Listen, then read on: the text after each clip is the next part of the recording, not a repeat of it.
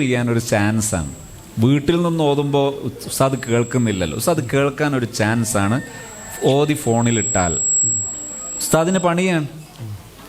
കേൾക്കൽ വലിയ പണിയാണ്, ഓതുന്നതിനേക്കാൾ പണിയാണ് കേൾക്കൽ. പക്ഷെ എന്നാലും ഉസ്താദിൻ്റെ സേവന മനോഭാവമാണ് ഓതി ഫോണിലിടാൻ വേണ്ടി പറയുന്നത്. രണ്ടാമത്തത്, ഓതുന്ന സമയത്ത് കേൾക്കാൻ ഒരാളുണ്ടെങ്കിൽ ഒന്നുകൂടി ശ്രദ്ധയോടെ ഓതൂലേ. നമ്മളിപ്പോൾ സാധാരണ ഓതുന്നൊരു സംഗതി പള്ളിയിൽ ഉസ്താദും കൂടി ശ്രദ്ധിക്കുന്നുണ്ടെന്ന് ഒന്നുകൂടി നമ്മൾ കെയർ ചെയ്യൂലേ. അപ്പോൾ നമ്മുടെ മക്കൾ അവരെ പഠിപ്പിച്ച് ഉസ്താദ് കേൾക്കാനാണെന്ന് പറയുമ്പോൾ ഒന്നുകൂടി ശ്രദ്ധയോടെ ഓതി ശീലിക്കും. അത് കൂടുതൽ ഗുണം ചെയ്യും. അത് നല്ല ഏർപ്പാടാണെന്ന് ഞാൻ വിശ്വസിക്കുന്നു. നിങ്ങൾക്ക് അതിൻ്റെ നിങ്ങളതായ വശം പറയാം. നല്ല അഭിപ്രായങ്ങൾ പറഞ്ഞിട്ടുണ്ട്. അതുകൊണ്ട് അഭിപ്രായമല്ല, ഇങ്ങനെ സംഭവം ശരിയല്ലേ? ഞാൻ പറഞ്ഞ ശരിയല്ലേ? അതായത് ഫോണിൽ ഓതുന്നത്, ഓതി അറിയിക്കുന്നത് നല്ല രീതിയാണ്. കാരണം വീട്ടിൽ നിന്ന് ഓതുമ്പോഴും കുട്ടികൾക്ക് ഒന്നുകൂടി ശ്രദ്ധ കൂടും. നല്ലതാണ്. ഇപ്പോൾ പൊതുവെ ഇപ്പോൾ സ്കൂളിലൊക്കെ പോയാൽ കുട്ടികൾക്ക് ചിത്രം വരക്കാനൊക്കെ 1-ാം ക്ലാസ് 2-ാം ക്ലാസ്സിലൊക്കെ ഒക്കെ രക്ഷിതാക്കളാണ് വരച്ചു കൊടുക്കുന്നത്. എല്ലാ കുട്ടികൾ വരക്കണമെന്നില്ല. ഇപ്പോൾ രക്ഷിതാക്കൾക്ക് പണി, കുട്ടികൾ അവിടെ ഇങ്ങനെ കളിക്കും. അത് നിങ്ങൾ പറഞ്ഞ നല്ലൊരു ശരിയാണത്. പലരും ചെയ്യുന്നൊരു ഭീമാബദ്ധമാണ്. ഒരിക്കലും കുട്ടികൾക്ക് ചെയ്തു കൊടുക്കുകയല്ല ചെയ്യേണ്ടത്. പിന്നെ രക്ഷിതാവ് കൂടെ ഇരുന്ന് കൊടുത്താൽ മതി. ഇരുന്ന് കൊടുത്താൽ കുട്ടി ചെയ്യും. നമ്മൾ കൂടെ ഇരുന്ന് കൊടുക്കുക. കുട്ടിക്ക് ഐഡിയ കിട്ടുന്നില്ലേ, ടീച്ചറോട് സംസാരിക്കണം. ടീച്ചറെ, നിങ്ങൾ ഇന്നാലിന്ന കാര്യം പറഞ്ഞിട്ടുണ്ടല്ലോ, ഇത് കുട്ടിക്ക് ഇത് മനസ്സിലാകുന്നില്ലല്ലോ, എന്താ ചെയ്യേണ്ടത്? അങ്ങനെ ആയിരിക്കണം. അഥവാ ആ ടീച്ചർക്ക് മിസ്റ്റേക്ക് ഉണ്ടെങ്കിൽ നമ്മളത് തിരുത്തുക എന്നല്ലാതെ എന്ത് ചെയ്യരുത്, ചെരുപ്പിന് വേണ്ടി കാല് മുറിക്കരുത്. ചെരുപ്പ് വെക്കുന്നില്ല എന്നാൽ പിന്നെ കാല് ലേശം ഒന്ന് മുറിച്ചു വെക്കുക. അത് ദയവായിട്ട് ചെയ്യരുത്. ചെരുപ്പ് വേണം മാറ്റിക്കോ, മാറ്റാൻ കിട്ടും. 100 രൂപയോ 400 രൂപയോ 500 രൂപ കൊടുത്ത് ചെരുപ്പ് മാറ്റാം. പക്ഷെ കാല് മാറ്റാൻ ശ്രമിക്കരുത്. അത് ഞാനൊരു 5 കാര്യം പറയാം. നമ്മളെ പെരുമാറ്റങ്ങൾ നന്നാവുക. അതിൽ മുതിർന്നവരായ നാം ഇപ്പോൾ ഒരു കുടുംബജീവിതമൊക്കെ നയിക്കുമ്പോൾ ഒരു കുടുംബജീവിതത്തിലെ നടുക്കണ്ടം ആരാണ്? അഡൽട്ടായ അഥവാ ഏറ്റവും ഉയർന്ന വല്യപ്പമാർ, വല്യമ്മമാർ, ഏറ്റവും താഴെയുള്ള പേരക്കുട്ടികൾ, ചെറിയ മക്കൾ, ഇവരെ അപേക്ഷിച്ച് അവിടെ നടുക്കണ്ടമായി നിൽക്കേണ്ടത് ഇപ്പോൾ ഈ ചോദ്യമൊക്കെ ചോദിക്കുന്ന ആ തലത്തിലുള്ളവർ പ്രത്യേകിച്ചും നമ്മൾ ശ്രദ്ധിക്കേണ്ട 1-2 പെരുമാറ്റ രീതികൾ, എളുപ്പം ചെയ്യാവുന്ന പെരുമാറ്റങ്ങൾ ഞാൻ പറയാം. ഞാൻ അത് വിശദീകരിക്കുന്ന ഒരു വീഡിയോ പോസിറ്റീവ് റീഇൻഫോഴ്സ്മെൻറ്റ് എന്ന പേരിൽ യൂട്യൂബിൽ ഒരു പക്ഷേ അബ്ദുൽ ഹക്കീം സഖാഫി ആഞ്ചേരി എന്ന് ആഡ് ചെയ്ത് സെർച്ച് ചെയ്താൽ അത് കിട്ടും. വളരെ സിമ്പിൾ, കുറഞ്ഞ സമയമുള്ള പെരുമാറ്റത്തിൽ ഒരു മനുഷ്യൻ പരസ്പരം ആകർഷിക്കുന്നതും പരസ്പരം നല്ല ബന്ധം ഉണ്ടാകുന്നതുമായ 5 കാര്യങ്ങൾ. അതിലൊന്ന് face to face eye contact, മുഖത്തോട് മുഖം നോക്കൽ. ഇപ്പം നമ്മുടെ കുട്ടി, ചെറിയ കുട്ടിയുണ്ട്. ഞാനൊരു കുട്ടിയുടെ ഉപ്പയാണ്. എൻ്റെ വീട്ടിൽ എൻ്റെ ഉപ്പുണ്ട്, എൻ്റെ ഉമ്മ ഉണ്ട്, പ്രായമുള്ള ആളാണ് എന്ന് സങ്കല്പിക്കുക. ഞാൻ എൻ്റെ മാതാപിതാക്കളോടും എൻ്റെ മക്കളോടും ഞാൻ ഈ പറയുന്ന പെരുമാറ്റ രീതി അഥവാ മുഖത്ത് പരിഗണനയോടെ നോക്കുന്ന സ്വഭാവം, മുഖത്ത് പരിഗണനയോടെ നോക്കുന്ന സ്വഭാവം 1. 2, ആ സമയത്ത് പരസ്പരം പുഞ്ചിരിക്കുന്ന സ്വഭാവം. 3, ആ സമയം സലാം പറയുക, പറഞ്ഞാൽ സലാം മടക്കുക. പക്ഷേ കണ്ടീഷൻ ഉണ്ട്, അത് പരിഗണനയോടെ ആയിരിക്കണം. നമ്മൾ നല്ല ഇഷ്ടപ്പെട്ട ഫ്രണ്ട്സൊക്കെ കണ്ട് സലാം പറഞ്ഞാൽ അസ്സലാമു അലൈക്കും ഭയങ്കര ഉഷാറ്. സലാം അടക്കുമ്പോൾ വലൈക്കുമുസ്സലാം. എന്നാലോ ഈ പരസ്പരം നമ്മൾ വീട്ടിലുള്ളവർ പരസ്പരം ആവുമ്പോൾ അസ്സലാമു അലൈക്കും തന്നെ പിശുക്ക്, പറഞ്ഞാൽ തന്നെ അലൈക്കും സലാം. ഒരു വോൾട്ടേജ് കറണ്ട് പോയിട്ടില്ല, അതാകരുത്. ഓഫാക്കിയിട്ട് ഇറങ്ങുന്ന ഫാനില്ലേ, അതുപോലെ ആകരുത്. 4-മത്തത് എന്തു വേണം? പരസ്പരം ഒരു നല്ല കലിമത്ത്. എന്തൊക്കെ ഉണ്ട് ഉമ്മ വിശേഷം? ഒരു വീട്ടിലെ ഒരു മുതിർന്ന, ഇപ്പം ഞാൻ അല്ലെങ്കിൽ എൻ്റെ ഭാര്യ എൻ്റെ വീട്ടിലെ ഉമ്മയോട് ഉമ്മ എന്നൊന്ന് സ്നേഹത്തോടൊന്ന് വിളിച്ചാൽ, സ്നേഹത്തോടുമ്മ എന്നൊന്ന് വിളിച്ചാൽ ഈ പറയപ്പെട്ടത് ഉണ്ടാകണം. 1, ഐ കോണ്ടാക്റ്റ്, അറബിയിൽ അതിന് ബസ്തുൽ വജ്ഹ് എന്ന് പറയും. 2, തബസ്സും, പുഞ്ചിരിക്കുക, സ്മൈൽ. 3, സലാം പറയൽ, സലാം മടക്കൽ. ബെസ്റ്റ് സന്നനാണ്. 4, ഇതുപോലുള്ള സ്നേഹം കൈമാറുന്നത്. ഇപ്പം ചെറിയ മക്കളൊക്കെ ആണെങ്കിൽ നല്ല മോൻ എന്ന് പറഞ്ഞാൽ മതി. രാവിലെ മക്കളെ കാണുമ്പോൾ നിങ്ങൾ ആലോചിച്ച് നോക്ക്, രാവിലെ തന്നെ കാണുമ്പോൾ ഈ പെരുമാറ്റം ഉണ്ടാകാറുണ്ടോ? നമ്മൾ നമ്മുടെ മക്കളോട് ഇത് നടപ്പിലാക്കണം. നല്ല മോൾ, അൽഹംദുലില്ലാ. രാവിലെ എഴുന്നേറ്റ് വരുമ്പോൾ അൽഹംദുലില്ലാ. എന്തോ ചിലവുണ്ടോ? ഒരു ചിലവുമില്ല. അൽഹംദുലില്ലാ. അത് കഴിഞ്ഞിട്ട് ഹഗ്ഗിങ്, ഉമ്മയൊക്കെ ആണെങ്കിൽ ഹഗ് ചെയ്യാം, മുസാഫഹത്ത് ചെയ്യാം, മുത്തം കൊടുക്കാം. എന്തൊരു സുഖം ഉണ്ടാകും. ഇതുണ്ടെങ്കിൽ പിന്നെ ഈ പറയുന്ന ചോദ്യത്തിൻ്റെ ഗ്യാപ്പ് വരില്ല. എന്ത്, ഈ അകൽച്ചയോ അല്ലെങ്കിൽ ഈ മക്കളുടെ ജീവിത ചിട്ടയിലെ ഇത്തരം വിഷയങ്ങളിലുള്ള ഈ പ്രശ്നങ്ങളോ ഇടപെടുമ്പോഴുള്ള ഇത്തരം അകൽച്ചകളോ ഫീൽ ചെയ്യൂല. അതുകൊണ്ട് പരസ്പര പെരുമാറ്റത്തിൽ ഒരു ചിലവും ഇല്ലാതെ നടക്കുന്നതാണ് ഇത്. ഇതില്ലേ, നിങ്ങൾ ഉമ്മാക്ക് 5 പവൻ്റെ പൊന്നു കൊടുത്തിട്ടുണ്ട്, മോന് സ്കൂട്ടർ വാങ്ങിച്ചു കൊടുത്തിട്ടുണ്ട്, എല്ലാം വെറുതെയാ, എല്ലാം വെറുതെയാ, എല്ലാം വെറുതെയാ.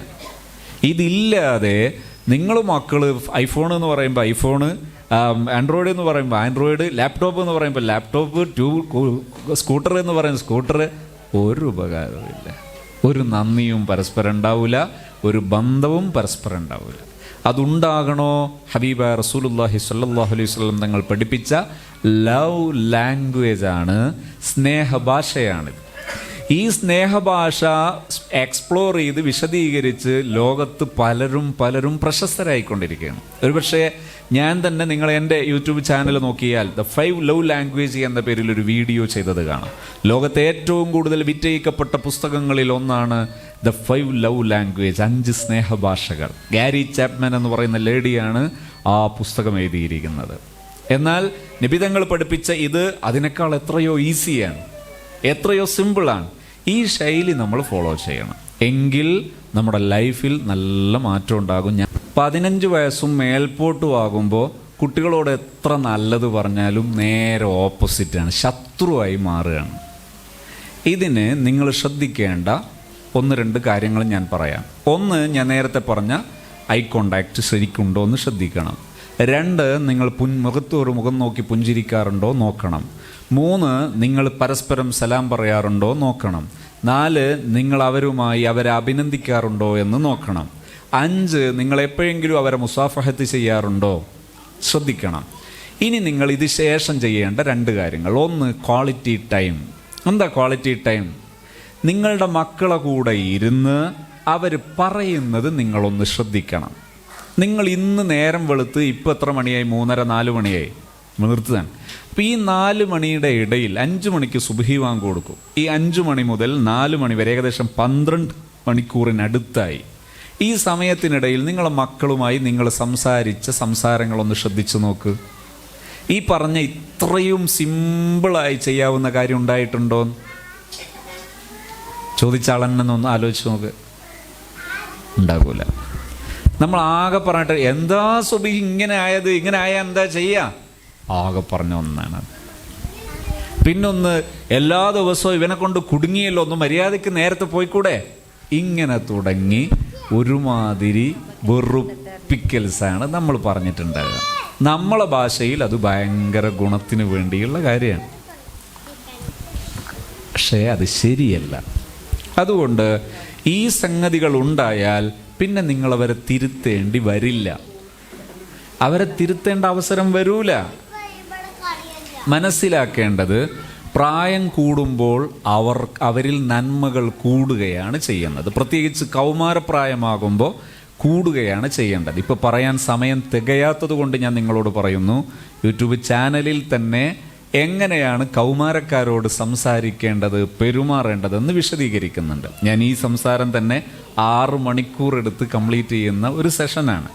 അതുകൊണ്ട് ഞാനിപ്പോൾ നിങ്ങളോട് പറയുന്നത്, നിങ്ങൾ അതൊന്ന് വിശദമായി കേൾക്കണം. എന്നിട്ട് ഈ രീതിയിലൊന്ന് ശ്രദ്ധിച്ചാൽ നിങ്ങളെ മക്കൾ ഒരിക്കലും അങ്ങനെ വെറുപ്പിക്കുന്നവരാവുകയില്ല, വെറുപ്പുള്ളവരാവുകയില്ല, ശത്രുതയുള്ളവരാവുകയില്ല. വളരെ എളുപ്പമാണ് അവരെ വളർത്തൽ.